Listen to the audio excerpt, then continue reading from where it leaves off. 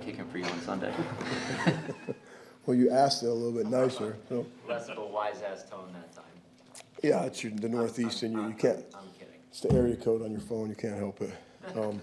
Well, what I will say is Brandon had a really good day yesterday and seemed better today, and hopefully he'll have a really good day tomorrow and come in Saturday and feel better than he did a week ago Saturday. So we'll see what happens, but he had a really good day yesterday. Is that what happened, Rich? Just he woke up Saturday and just... Yeah, I think he said he aggravated or had a little bit of tightness, and we not that we made him, but we kicked 2 days in a row. We hadn't done that for a while. The last time he actually got banged up was when he came off the bye week, if we remember. So we kicked 2 days in a row, and he just had some tightness on Saturday. And at the point, we just figured, better safe than sorry. We didn't want to go through that again. And then hopefully the rest has been good for him. He had a really good day yesterday, probably the best day he's had in a while. So we're excited for what tomorrow brings, and hopefully he should be ready for the game. How do you evaluate what Lucas did Sunday, given the conditions and also the snap hold on the second? Yeah, that's a great question. The one thing I will tell you, my experience tells me that the wind affected everything in the game. Every snap, every hold, every punt that went on there. And in my opinion, it affected some catches as well. So I don't know. The laces were back on that one. The first one was definitely a little bit of I didn't think he had a great line when he hit it over there to the right, and that snap was fine. The other one, the snap was kind of like it hit the wind. It came out like a rocket ball, and the laces were back. It's a tough make. It's tough making the wind, but no excuses. I'd still love to see him make it. He did a good job, I thought, on the kickoffs. The last kickoff, we'd have liked to have had him return it, but the wind just took it about 3 yards deep in the end zone down there in that corner. And if you remember the one punt where he caught it all the way over here on his left, well, in that corner of the end zone, it was like a crazy zone. We were actually snapping the ball 2 yards outside of where Daniel was lined up, and the ball took a left-hand turn. The first punt, if you can remember, Daniel actually slid to the left right before, which it's not a legal motion for him because he can go sideways. So we were snapping it so far over there because of the wind, he actually slid over there where the punt was going, so where the snap was going.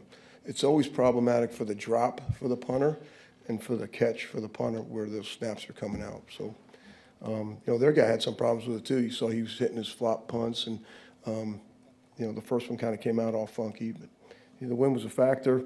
It'll be part of the evaluation, but he's played, pretty well for us when he's had a chance to play. So it's not the total evaluation on him. Practice has been a big evaluation as well.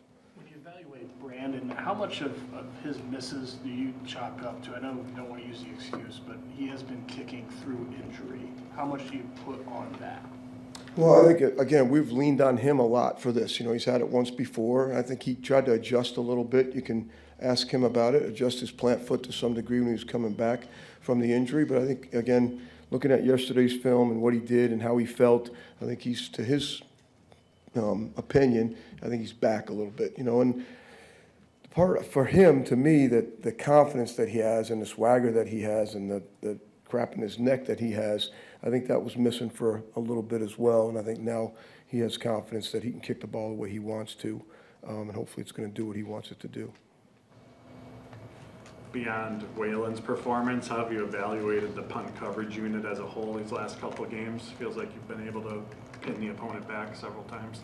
Again, credit to Daniel and the way, he does bad ball drills and those sort of things. And then, again, I thought the majority of our punt guys have stayed together now for a while. We lost Nick and had Christian up, and now we have Mosby up, and we lost Van Ness for a little bit, and they've got the chance to play against next to each other some. So I feel like, we're still on the come. We still have a lot of things to clean up that we got away with to some degree. And we're playing a really good rush unit that we've had some battles with in the past going into the Minnesota game. So it's always a test, regardless of the weather. It's always a test. And then I'd like to think Daniel's still an ascending player.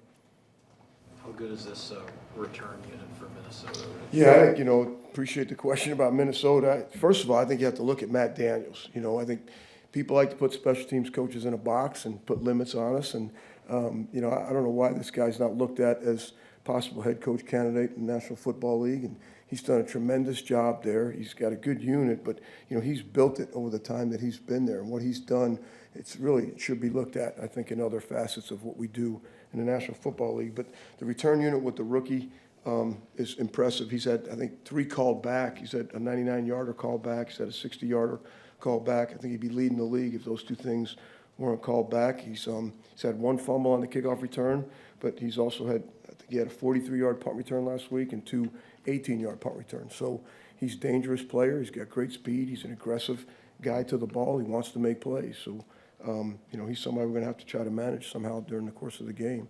But their unit as a whole, if you look at their coverage, they got 2 young rookies playing, 96 and 56, and then they've got Eric over there. Eric's still playing a lot of special teams for them. He's already blocked a punt this year. He made the big tackle on the big kickoff return they gave up last week against Chicago, and he plays punt at times, and he comes in and plays punt return at times. So I think they got a heck of a unit. I think they're really well coached. I think they're physical, they're fast, and it'll be a great challenge for us come Sunday. They have a couple blocked field goals too, don't they? They do. They tipped one, and they got 1 legit block against Pittsburgh. He came off the edge. So I think they're a force right now to reckon with. And again, if they don't have those 2 or 3 penalties on the kickoff return, I think they're probably leading the league. Is he one of the rare guys that does both these days? Say that again, Is please. he one of the rare returners that does both kick and punt? Well, I'm trying to, Keyshawn Put you on the has spot. done both at times, and some guys are doing both. The guy in Pittsburgh was doing both. I'm trying to think of who we've played against, but they went and got him. He was a good returner coming out, and he's doing both for them. He's doing a good job with both. So.